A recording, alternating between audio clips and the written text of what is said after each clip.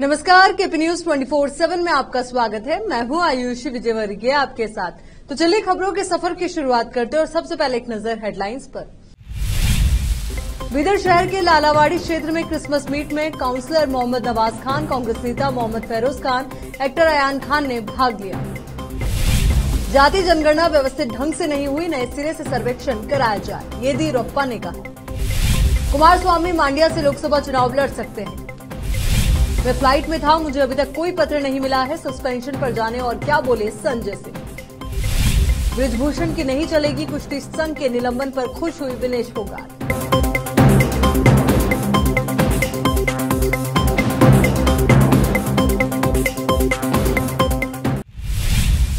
अब देखते हैं समाचार विस्तार से।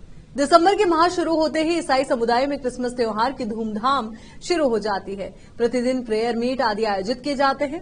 ऐसे में बीदर शहर के लालावाड़ी क्षेत्र में शनिवार रात को क्रिसमस त्योहार के आगमन के अवसर पर एक प्रेयर मीट का आयोजन किया गया। बीदर नगर सभा काउंसलर मोहम्मद नवाज खान, कांग्रेस नेता मोहम्मद फेरोज खान, एक्टर अयान खान ने कार्यक्रम में भाग लिया और केक काटकर सभी को क्रिसमस की शुभकामनाएं दी। इस मौके पर समुदाय के सभी लोग एकत्रित होकर प्रेयर मीट में भाग लेते नजर आए और प्रार्थना की। कैमरामैन संतोष की कवरेज।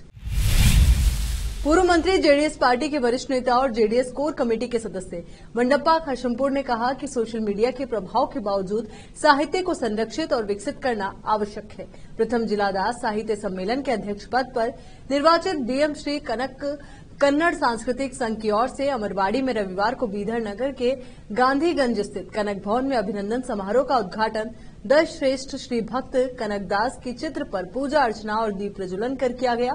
दास साहित्य सबसे महान साहित्य है। आज के सोशल मीडिया के युग में हम ये भूलते जा रहे हैं। उस समय के दासों और वचनकारों द्वारा रचा गया साहित्य सार्थक है, यह आज भी जीवित है। कनकदास ने 500 साल पुराने महान साहित्य की रचना की। बुद्ध, बसव, अम्बेडकर, महात्मा दास और शरण सहित कई लोगों ने कहा कि मानव जाति एक है और सभी को एक साथ आगे बढ़ना होगा। दास साहित्य ಇದೆ ಯಾಕಂದ್ರೆ ಕನಕದಾಸರು ಇವತ್ತ ಅವ್ರದ್ದು ಒಂದು ಕೆಲವು ಏನು ವಚನಗಳನ್ರಿ ದಾಸ ಸಾಹಿತ್ಯಗಳನ್ರಿ ಅವ್ರು ಬರ್ದಂತದ್ದು ಇನ್ನೂ ಬಹಳ ಏನದಲ್ಲ ಅದಕ್ಕೆ ಅರ್ಥಪೂರ್ಣವಾಗಿ ಅರ್ಥ ಕಲ್ಪಿಸ್ತಾವ। ಇವತ್ತು 500 ವರ್ಷ ಪೈಲೆ ಅವ್ರು ಬರ್ದಿ ಇವತ್ತೇನು ಕುಲ ಎಂದು ಹೊಡೆದಾಡಿದ್ರೆ ಆ ಕುಲದ ನೆಲ ಏನಾರ ಬಂದಿಲ್ಲ ಅಂತ ಹೇಳಿದ್ದಾರೆ। ಬುದ್ಧ, ಬಸವ, ಕನಕ, ಅಂಬೇಡ್ಕರ್ ಅವರು ಎಲ್ಲರೂ ಅವರು ಸಾರಿದ್ದು ಒಂದೇ ಒಂದು ಮಾನವ ಕುಲ ಎಲ್ಲ ಬಂದಿದೆ, ಎಲ್ಲರೂ ಒಟ್ಟಿಗೆ ಹೋಗ್ಬೇಕು, ಅಣ್ಣತಮ್ಮರಿಗಿಂತ ಹೆಚ್ಚು ಹೋಗ್ಬೇಕು ಅಂತ। ಅಂಥದ್ರಲ್ಲಿ ಯುವಕರಾದ ಅಮರವಾಡಿಯವರು ಆ ಒಂದು ಸಾಹಿತ್ಯ ಕ್ಷೇತ್ರದಲ್ಲಿ ಗುರುತಿಸ್ಕೊಂಡು ತಮ್ಮದೇ ಆದಂತ ಒಂದು।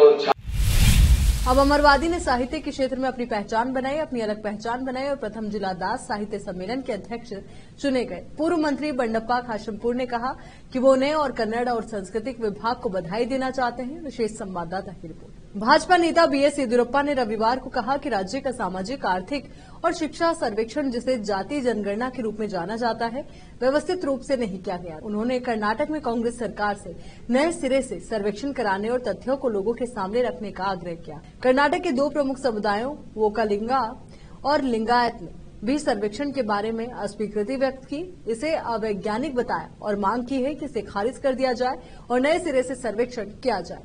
येदियुरप्पा ने कहा कि हर किसी के मन में ये भावना है कि सर्वेक्षण व्यवस्थित रूप से नहीं किया गया है।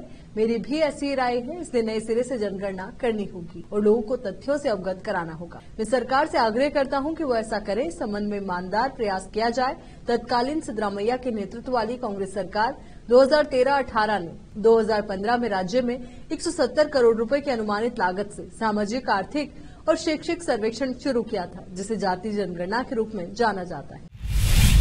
जेडीएस विधायक दल के नेता एचडी कुमारस्वामी के अगले साल मांड्या से लोकसभा चुनाव लड़ने की संभावना है, जहां से उनके बेटे निखिल कुमारस्वामी ने असफल शुरुआत की थी। हालांकि कुछ दिन पहले प्रधानमंत्री मोदी से मुलाकात की तुरंत बाद नई दिल्ली में एक संवाददाता सम्मेलन को संबोधित करते हुए कुमारस्वामी ने इस बात से इनकार किया था, लेकिन पार्टी सूत्रों ने कहा कि उन्हें भाजपा आलाकमान द्वारा ये पेशकश की गई है। हालांकि कुमारस्वामी अब तक कहते रहे हैं कि वो राज्य की राजनीति से बाहर नहीं जाना चाहते। सूत्रों के मुताबिक लोकसभा चुनाव के लिए बीजेपी के साथ सीट बंटवारे के गठबंधन में जेडीएस के लिए मांड्या और हासन निर्वाचन क्षेत्रों को लगभग अंतिम रूप दे दिया गया है। जेडीएस के 2 वरिष्ठ नेता सीएस पुट्टाराजू और सुरेश गौड़ा मांड्या से चुनाव लड़ने की इच्छा रखते हुए सार्वजनिक बयान दे रहे हैं। पार्टी के एक वरिष्ठ नेता ने कहा, इससे सुनिश्चित रूप से एक आंतरिक विवाद पैदा होगा जो तभी शांत होगा जब एचडी देवेगौड़ा परिवार का कोई व्यक्ति यहां से चुनाव लड़ेगा। वृक्षाथन मैराथन 2023 विजयपुर शहर से शुरू हुई। आज सबसे पहले 21 किलोमीटर की मैराथन ड्राइव शुरू की गई। मंत्री एमबी पाटिल और विधायक बसनगौड़ा पाटिल यत्नाल द्वारा ये मैराथन लॉन्च किया गया। पर्यावरण स्थिरता और विकास जागरूकता के लिए चल रही ये मैराथन विजयपुरा शहर मैराथन दौड़ डॉक्टर BR अम्बेडकर स्टेडियम से गोल गुंबज रूट से गुजरी। ये marathon 21 kilometre, 10 kilometre, 5 kilometre, 3 kilometre सहित विभिन्न मैराथन में लोगों ने भाग लिया। विजयपुर से फेरोज शेख की रिपोर्ट। यार रुक एक छोटे से ब्रेक के लिए जल्द हाजिर होंगे। हिंदुस्तान के हर कोने में हम हैं मौजूद। 24 घंटे हालात पर गहरी नजर, खबरों से जुड़े चुपते सवालात और आपको दिखाता है धार्मिक, सामाजिक, राजनीतिक, लोकल और इंटरनेशनल न्यूज की सबसे बेहतर कवरेज जो आपको रखती है हर पल बाखबर। देश और दुनिया भर की खबर के लिए देखते रहें केपी न्यूज 24/7। ब्रेक के बाद बढ़ते हैं आगे। खेल मंत्रालय ने भारतीय कुश्ती संघ पर कड़ा एक्शन लेते हुए उसकी मान्यता ही रद्द कर दी। साथ ही बृजभूषण शरण सिंह के खास कहे जा रहे नवनिर्वाचित अध्यक्ष संजय सिंह को भी निलंबित कर दिया। इसके बाद खबरें मिल रही हैं कि संजय सिंह इसके खिलाफ कोर्ट भी जा सकते हैं। खेल मंत्रालय के WFI पर एक्शन के बाद संजय सिंह की भी पहली प्रतिक्रिया सामने आई है, जिसमें संजय सिंह ने कहा कि मैं फ्लाइट में था, मुझे अभी तक कोई पत्र नहीं मिला, पहले मुझे पत्र देखने दीजिए, उसके बाद ही मैं टिप्पणी करूंगा। मैंने सुना है कि कुछ गतिविधि रोक दी गई है।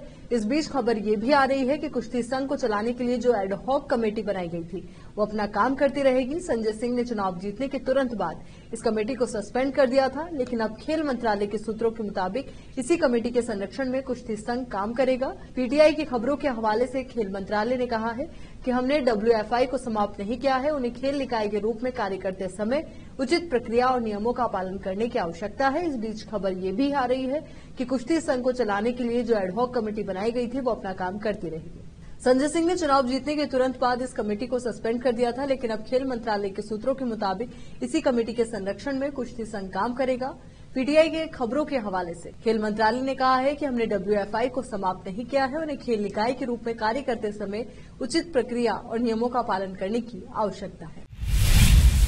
खेल मंत्रालय ने रविवार को बड़ा फैसला सुनाया। मंत्रालय ने नवनिर्वाचित WFI भारतीय कुश्ती संघ को अपनी सभी गतिविधियां निलंबित करने का निर्देश दिया। सरकार ने कहा कि नवनिर्वाचित निकाय को पूर्व पदाधिकारी बृजभूषण शरण सिंह चला रहे हैं। WFI को अगले आदेश तक अपनी सभी गतिविधियां निलंबित करने का निर्देश दिया गया है। सरकार का कहना है कि फेडरेशन का कारोबार पूर्व पदाधिकारियों के नियंत्रण वाले परिसर से चल रहा है, जो कथित परिसर भी है जिसमें खिलाड़ियों के यौन उत्पीड़न का आरोप लगाया गया है और वर्तमान में अदालत इस मामले की सुनवाई कर। मंत्रालय ने कुश्ती संघ की मान्यता रद्द करने के साथ ही नवनिर्वाचित अध्यक्ष संजय सिंह को भी निलंबित कर दिया। इस खबर से पहलवानों के बीच खुशी देखी जा रही है, जिन्होंने कुश्ती संघ के पूर्व अध्यक्ष बृजभूषण शरण सिंह के खिलाफ यौन शोषण के आरोप लगाए थे। महिला पहलवान विनेश फोगाट ने कुश्ती संघ की मान्यता रद्द करने पर खुशी जाहिर की और कहा कि कुश्ती संघ को राजनीति से दूर रखना चाहिए। विनेश फोगाट ने कहा कि अब कुश्ती संघ का अध्यक्ष किसी महिला को बनाया जाना चाहिए। फोगाट ने इसके पीछे की वजह बताई कि एक महिला ही महिला की परेशानी को समझ सकती है। कोई महिला अध्यक्ष चुनी जाएगी तो लड़कियों के लिए अच्छा होगा। सस्पेंशन से अब उम्मीद है और उम्मीद की एक किरण जगी है। बजरंग पुनिया के लिए विनेश फोगाट ने कहा कि बजरंग चाहता है तो आंदोलन बीच में छोड़ सकता था, लेकिन उसने ऐसा नहीं किया। बजरंग ने हमारा हर कदम पर साथ दिया। फोगाट ने खेल मंत्रालय के इस फैसले को महिला पहलवानों की जीत बताया। दिल्ली एनसीआर में ठंड ने अपना कहर बरपाना शुरू कर दिया है। आसमान में कोहरे की चादर लिपटी हुई है। कोहरे की वजह से दृश्यता में भी गिरावट हुई है, जिसकी वजह से तमाम लोगों को परेशानी हो रही है। हालांकि दिन में सूरज निकलने से कोहरा छट जा रहा है और तापमान में भी बढ़ोतरी हो रही है, लेकिन शाम होते होते पारा गिर रहा है, जिससे अचानक ठंड बढ़ जाती है। भारतीय मौसम विज्ञान केंद्र IMD ने शनिवार को दिल्ली में हल्की बारिश की संभावना जताई थी, लेकिन दिन भर बादल रहने के बावजूद बारिश नहीं हुई। वहीं अगर बात करें आज यानी रविवार के मौसम की, तो आज दिन में तापमान बढ़ने की संभावना जताई गई। मौसम विभाग IMD ने 24 को घना कोहरा और सुबह का तापमान 60 डिग्री से कम रहने की संभावना जताई। वहीं अधिकतम 25 डिग्री सेल्सियस के आसपास रहने की संभावना। इसके साथ ही यूपी, पंजाब और हरियाणा के अलग अलग हिस्सों में अति घना कोहरा छाए रहने की संभावना है। इसके अलावा नॉर्थ ईस्ट राज्यों में ओलावृष्टि का अनुमान। राष्ट्रवादी कांग्रेस पार्टी के अध्यक्ष शरद पवार ने शनिवार को उद्योगपति गौतम अडानी की तारीफों की पुल बांधी। पवार ने पुणे जिले के बारामती में एक नए टेक्नोलॉजी सेंटर के निर्माण के लिए वित्तीय मदद देने के लिए उद्योगपति गौतम अडानी को धन्यवाद दिया और उनकी प्रशंसा की। बता दें कि शरद पवार बारामती में विद्या प्रतिष्ठान के इंजीनियरिंग विभाग में रोबोटिक लैब के उद्घाटन के दौरान सभा को संबोधित कर रहे थे। इस कार्यक्रम में फिनोलेक्स जे पावर सिस्टम्स लिमिटेड के अध्यक्ष दीपक छाबरिया भी उपस्थित थे। कार्यक्रम के दौरान सभा को संबोधित करते हुए शरद पवार ने कहा कि विद्या प्रतिष्ठान संस्थान ने एक नया प्रोजेक्ट हाथ में लिया है। टेक्नोलॉजी के कारण इंजीनियरिंग क्षेत्र तेजी से बदल रहा है। शरद पवार ने कहा कि हम भारत में आर्टिफिशियल इंटेलिजेंस के लिए पहला केंद्र बना रहे हैं और निर्माण कार्य चल रहा है। इस परियोजना पर 25 करोड़ रुपए की लागत आने वाली है। 25 करोड़ रुपए की व्यवस्था करने के बाद हम इस काम में जुट गए हैं। सौभाग्य से मेरे 2 अनुरोध के बाद हमारे सहयोगियों ने इसमें मदद करने के लिए तुरंत अपना समर्थन दिया। फर्स्ट सिफोटेक, जो देश में निर्माण क्षेत्र की सबसे महत्वपूर्ण कंपनी है, उन्होंने इस परियोजना में 10 करोड़ रुपए की मदद करने का फैसला किया है। मैं उन्हें बहुत बहुत धन्यवाद देना चाहता हूं। इस मौके पर गौतम अडानी का नाम लेना होगा। उन्होंने 25 करोड़ रुपए का चेक संस्था को भेजा है। इन दोनों की मदद से हम आज इस जगह पर ये दोनों प्रोजेक्ट स्थापित कर रहे हैं और काम भी शुरू हो गया है। यहाँ रुक रहे एक और छोटे से ब्रेक के लिए, जल्द हाजिर होंगे। हिंदुस्तान के हर कोने में हम हैं मौजूद। 24 घंटे हालात पर गहरी नजर, खबरों से जुड़े चुपते सवालात और आपको दिखाता है धार्मिक, सामाजिक, राजनीतिक, लोकल और इंटरनेशनल न्यूज की सबसे बेहतर कवरेज, जो आपको रखती है हर पल बाखबर। देश और दुनिया भर की खबर के लिए देखते रहें KP News 24/7। ब्रेक के बाद बढ़ते हैं आगे। उत्तर प्रदेश सरकार ने माफिया मुख्तार अंसारी के करीबी बिल्डर के खिलाफ कार्रवाई की है। मुख्तार अंसारी के करीबी बिल्डर के न्यू FI हॉस्पिटल को सील कर दिया गया है। लखनऊ विकास प्राधिकरण ने इस दौरान FI टावर की पार्किंग को खाली करा दिया है। बता दें कि FI टावर पर बने 2 फ्लोर अवैध घोषित किए गए हैं, जिन पर ध्वस्तीकरण की कार्रवाई की जाएगी। मुख्तार अंसारी के करीबी बिल्डर शोएब इकबाल, मोनिस इकबाल, सिराज अहमद और माइकल के खिलाफ केसरबाग में FIR दर्ज। बता दें कि सिराज और माइकल को पुलिस ढूंढ रही है और मोनिस को गिरफ्तार कर पहले से ही पुलिस जेल भेज चुकी है। FI टावर में बने 2 फ्लोर के 24 फ्लैट और एक पेंट हाउस को अवैध घोषित कर LDA नोटिस दे चुका है। आज FI हॉस्पिटल के खिलाफ सीलिंग की कार्रवाई की जा रही है। FI हॉस्पिटल को सील करके विकास प्राधिकरण की कार्यवाही अब FI बिल्डिंग पर शुरू हो चुकी है। बता दें कि FI टावर कुल 8 मंजिला है। टावर के ऊपर के 2 मंजिल यानी कि 7 और 8 फ्लोर और उसके ऊपर बना पेंट हाउस सहित पार्किंग में बने फ्लैट अवैध है।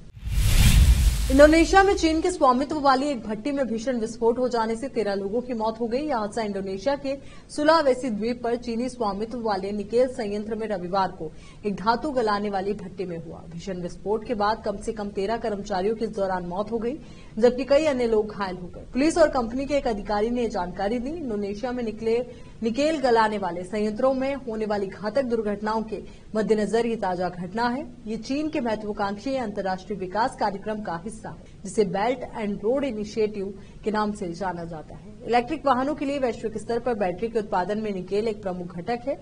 सेंट्रल सुलावेसी के पुलिस प्रमुख अगस नुग्रोहो ने कहा कि भट्टी की मरम्मत के दौरान अचानक विस्फोट होने से कम 5 चीनी और 8 इंडोनेशियाई श्रमिकों की मौत। नुग्रोहो ने कहा कि यह विस्फोट इतना शक्तिशाली था कि इसने भट्टी को ध्वस्त कर दिया और संयंत्र की इमारत की बगल की दीवारों के कुछ हिस्सों को क्षतिग्रस्त कर।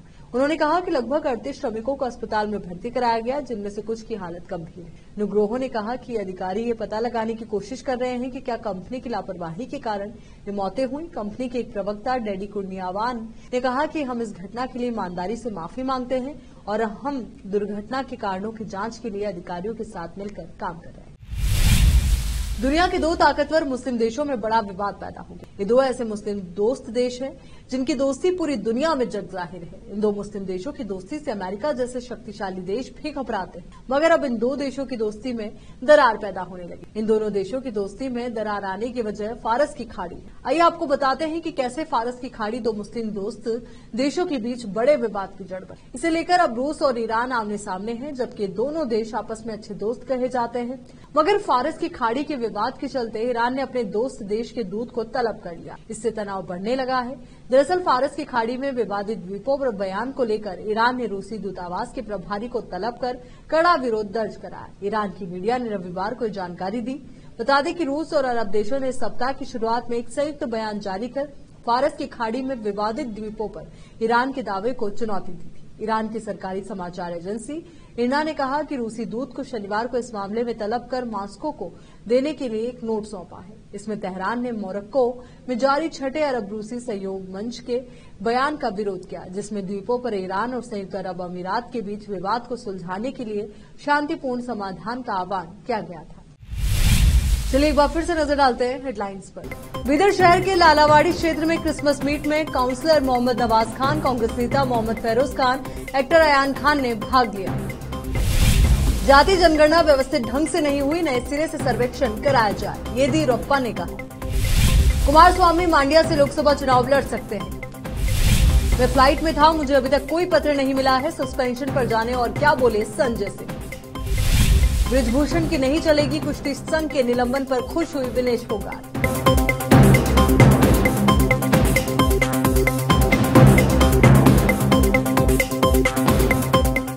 केपी न्यूज के इस बुलेटिन में फिलहाल के लिए इतना ही। देश और दुनिया से जुड़ी तमाम ताजा खबरों के लिए आप बने रहिए केपी न्यूज 24/7 के साथ। धन्यवाद।